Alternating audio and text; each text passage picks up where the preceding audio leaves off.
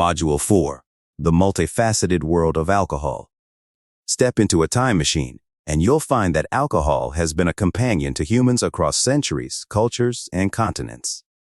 From the frothy beers of ancient Mesopotamia to the refined wines of Renaissance Europe, alcohol has played multifaceted roles: a source of nutrition, a social lubricant, a ceremonial substance, and, unfortunately, a potential source of addiction. Embarking on this exploration, one of the first things to understand is the vast array of alcoholic beverages available and how they come into being. Every drink, be it beer, wine, or spirits, starts its life with fermentation. This is nature's magical process where microorganisms, usually yeasts, convert sugars into alcohol. Beer, for instance, comes from the fermentation of malted barley, but within this category, there's a world of variation. Ale, with its rich history spanning Europe's cozy pubs, is made using a top-fermenting yeast. In contrast, the crisp lagers, often the beverage of choice for hot summer barbecues, owe their existence to bottom-fermenting yeasts. This difference might sound subtle, but it dramatically impacts the beer's flavor profile and brewing process. Imagine two dancers, both performing the waltz but at different beats, and you'll get the picture. Wine, on the other hand, is a testament to the bounty of vineyards. Grapes, with their natural sugars, are perfect candidates for fermentation. Depending on the grape variety and production method, wines can range from the driest whites to the richest reds. Now, when sipping on these beverages, an inevitable question arises: how much alcohol am I consuming? This varies with the drink. Standard beers usually hover around 4–6% alcohol by volume ABV. Wines range from 12–15%, while spirits, thanks to distillation, can pack a punch with ABVs upwards of 40%. The story doesn't end with the production. Once consumed, alcohol enters the bloodstream, leading to a blood alcohol concentration, BAC.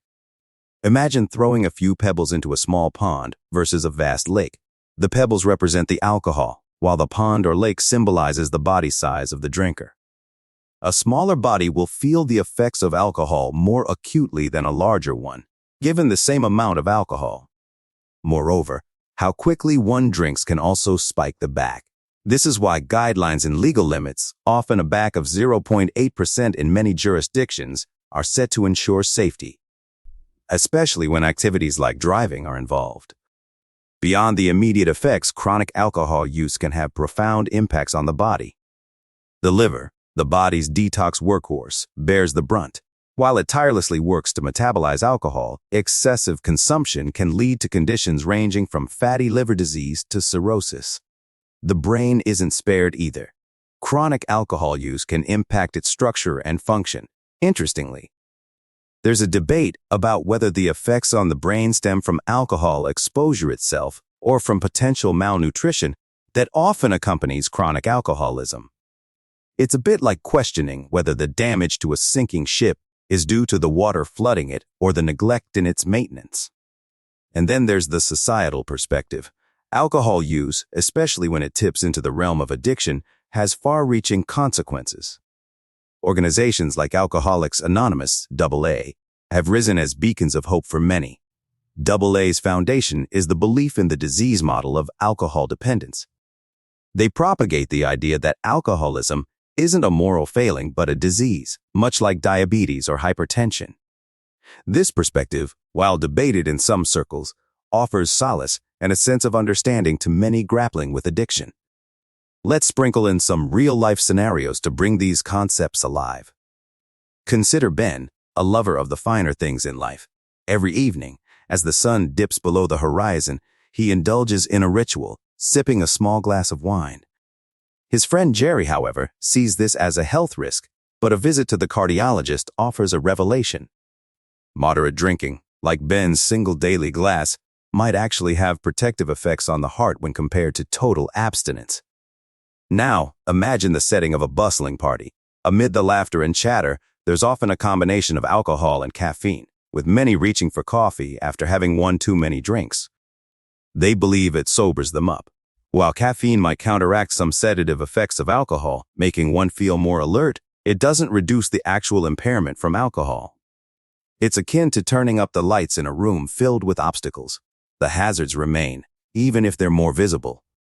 Finally, meet Rick, an average guy with a not-so-average problem: alcohol dependence. Like many others who share his plight, Rick has noticed something alarming. The same amount of alcohol that once gave him that familiar buzz now barely registers.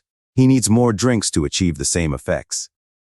It's a phenomenon known in the medical world as tolerance. But what drives this change in Rick's body? Let's delve into 3 potential mechanisms that might explain Rick's escalating need for alcohol. Metabolic tolerance. Think of the liver as a diligent worker, processing everything we consume. When it encounters alcohol frequently, it ups its game. The liver produces more enzymes, specifically those involved in breaking down alcohol. This adaptation means that alcohol gets metabolized faster. For Rick, this translates to the alcohol leaving his bloodstream quicker than before, reducing the duration of its effects. In response, he might drink more to prolong the desired feeling. Functional tolerance. The brain is a marvel of adaptability. When exposed to alcohol regularly, it begins to adjust its operations. Alcohol, a depressant, slows brain activity. However, with consistent exposure, the brain counteracts this by increasing its activity levels. It's like turning up the volume on a radio to combat the noise from a loud fan. For Rick, this means that while the alcohol is still present in his system, his brain is working hard to minimize its effects. This increased activity level dampens the sensations he associates with drinking, leading him to consume more to chase after the familiar euphoria. Conditioned tolerance. Humans are creatures of habit. Over time, our bodies begin to anticipate and prepare for routine experiences. If Rick typically drinks in the same environment or around the same time, his body might start preemptively counteracting the effects of alcohol. It's the body's way of saying, "I know what's coming, and I'm ready for it." So, even before the alcohol hits his system, his body is already working to minimize its impact. This conditioned response diminishes the effects he feels, pushing him to drink more to achieve the desired state. In essence, Rick's increasing need for alcohol is a testament to the body's remarkable ability to adapt. While these adaptations might seem beneficial, they come at a cost. Increased consumption amplifies the risks of adverse health effects, from liver damage to cognitive impairments. Moreover, the higher tolerance can lead to increased consumption, which, when halted, can result in severe withdrawal symptoms. For individuals like Rick, understanding these mechanisms is the first step in acknowledging the depth of their dependence and seeking help. To sum up this immersive journey, alcohol, with its deep roots in human history, is more than just a beverage. It's a testament to human ingenuity, but it also can be dangerous when abused or used incorrectly.